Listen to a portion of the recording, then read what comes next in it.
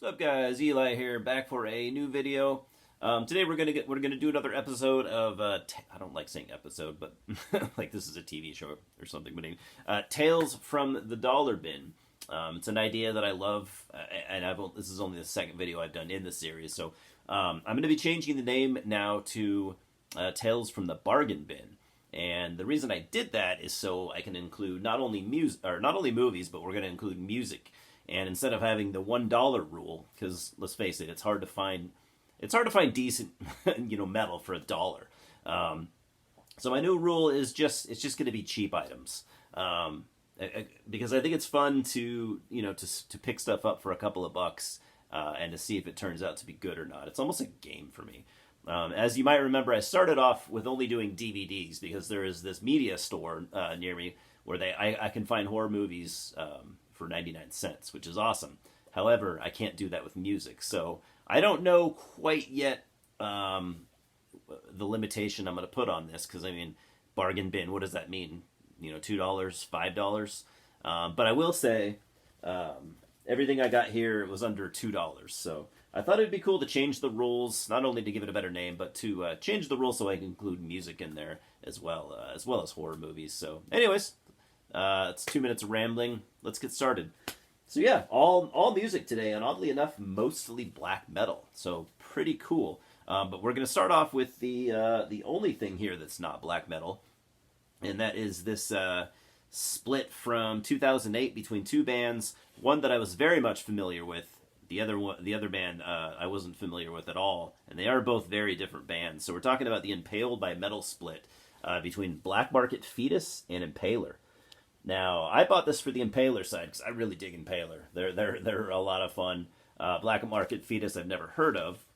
So this came out on a label called Jesus, I don't even know. I can't really read that, but cool release, right? Obviously, this is a split 7-inch. Like I said, like Impaler a lot. They're a really cool band. They're kind of a legendary heavy metal band at this point. Clear black vinyl. Yeah, Impaler, dude, they have been around since the early 80s. I believe they formed in 83 in St. Paul, Minnesota. They are like a speed metal / like traditional heavy metal band. They've always been known for their looks. They all kind of paint their faces up to look like zombies and shit, which, I'm a sucker for theatrics. But not only do they have a cool look, but they are a really good band, just raw, nasty, down and dirty, old school American style speed metal, and they're a lot of fun to listen to. I believe they're still active, but I haven't really heard from them lately, so that might be my fault. Maybe I just haven't noticed. But Impaler are really cool. Definitely look into them. I'm going to also add that I have not listened to all these releases. You know how I do it. When I buy new stuff, I just show it to share it with you guys. Like, hey, look what I picked up. What do you think? That's why I do the new stuff type releases. It's just because I like showing you guys what I buy. Obviously, I'm going to listen to them eventually, and I might come back and talk about them, but I might not. Time will tell. But anyways, so yeah, I'm stoked to hear Black Market Fetus because, like I said, I've never heard them, and it's a weird pairing because Black Market Fetus they're like a death grind type band. They formed in '98 in Des Moines, Iowa. So very different type bands. I take it maybe they're just friends from some point. But yeah.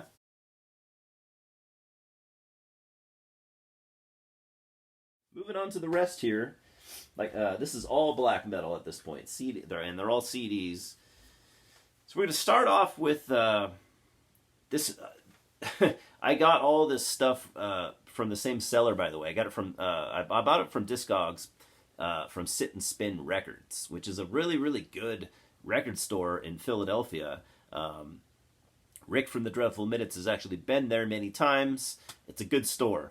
And I've never been to the store, but they have a good Discogs page as well. So anyways, they had one item I actually wanted, and I figured while I was at it, I would see what they had. I was kind of browsing, and they have a ton of shit. A lot of really good punk 7-inches and stuff like that. So I can't remember what my thought process was. I think I did intend to buy everything as cheap as I could just to see how it would turn out. It's just like a fun experiment. So this is the item I actually wanted.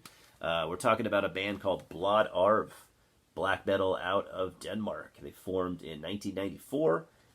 This release is from 2006, but as you can see, it was recorded in 2002. Now, on Metal Archives, it lists this as a compilation, but I'm not really sure why that is, because from what I can tell, I mean, usually compilations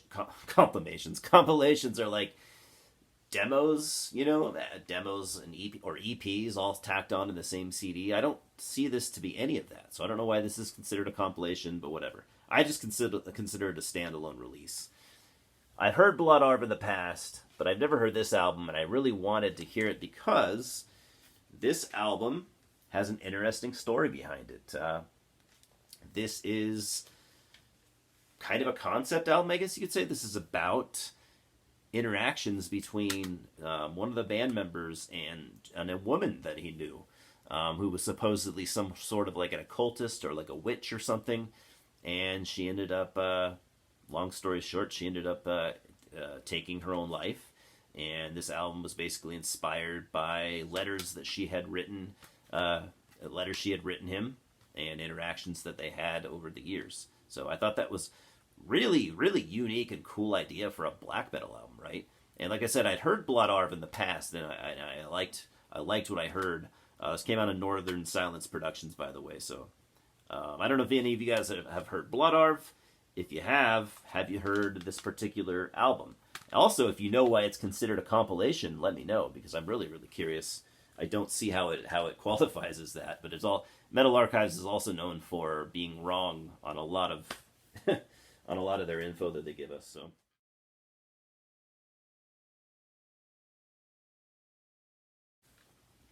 next we have a band that formed in Portugal back in 2006. This is their debut album from 2007. We're talking about Omatir. Now I have an Omatir tape in my collection. Have not really heard it for a long time. I don't remember at all what it sounded like, but I remember thinking it was pretty decent. So I snagged this for, under $2. This came out on Warfront Productions. Omatir are active to this day, and yes, they are actually a band that I wanted to listen to a little more. So I figured this would be a cool thing to snag.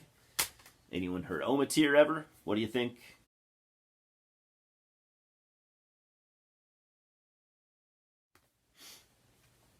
Next, we have NIL, or NIL, which stands for Nihilism is Liberation.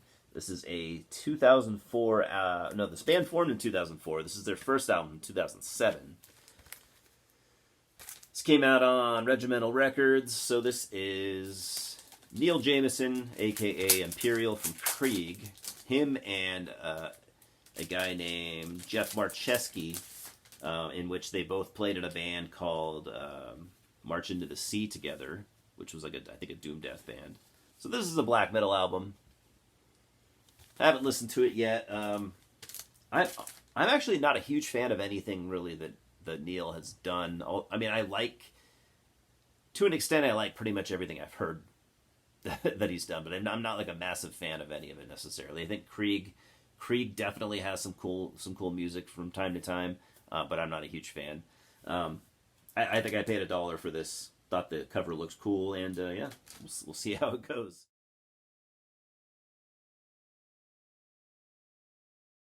Next, we have one that I thought would be really cool, so I was actually happy to snag this. This is a band that formed in 1999 in Belgium. I'm just going to say it's probably pronounced Heimet. And they play like a pagan type black metal. What caught my eye is it had members from Paragon Belial and Thudo, which are two bands that I really like. This is their second full-length album from 2012, also Regimental Records. Thought it looked pretty promising. It's got a nice booklet here on like matte finish paper, very, very good quality, and yeah, stoked to listen to that one.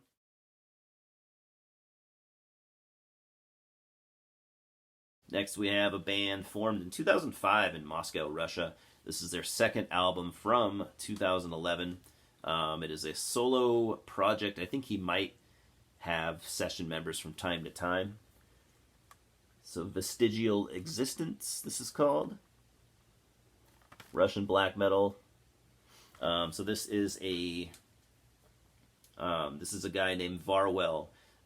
He's been in a lot of Russian bands, so it kind of caught my attention because I have heard bits and pieces of stuff he's done in other bands over the years. So, in the bands that he has played in, I've liked. So I figured I'd grab this for pretty cheap. This came out on Deleting Soul Records, Frozen Ocean.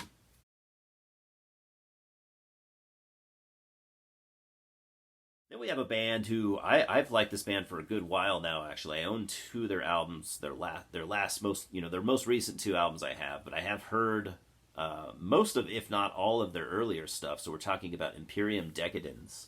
This is a promo copy, as you can see. This is their third album from 2010, formed by two guys in 2004. I believe those same two guys are still in the band. This promo copy from Season and Mist. They are signed now to Napalm Records, so I don't really need to take that out. Yeah, I'm not going to pull it out. It's in this. It's very very tight fitted in this plastic sleeve. Definitely look into Imperium Decadens though. Like like I said, I haven't heard a lot of this stuff, but this is one band from this list that I've actually spent a lot of time listening to. Atmospheric black metal, just done very well. These guys are really good songwriters. So if you like black metal a little bit more on the atmospheric side, definitely look into this band. This is probably my favorite band out of this whole stack. I know it's early to say. I already said I haven't listened to a lot of these, but some of these I've heard. I've at least heard some of these bands, but Imperium Decadens, really good black metal. I think a lot of people would like it if they gave it a chance. So.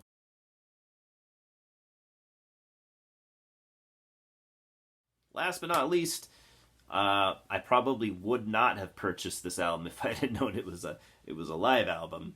Not that I don't like live albums, but I would never want to buy. I would never start with a live album from a band that I wanted to kind of investigate. So that was an accident, but who knows? Maybe I'll really like it. We're talking about Uraes from Brazil, formed in 1999. I believe they're still active. This is the live album from 2016. That said, it's a nice, this label, Metal Necro Brasileiro, did a really good job. Whoops. As it falls apart. It's a used CD, what can you expect? Yeah, beautiful. The layout and everything is fantastic.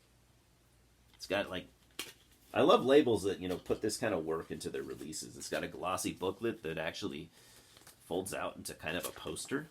Pretty cool. Clearly a label that takes pride in what they do. So yeah, has anyone heard Uraes?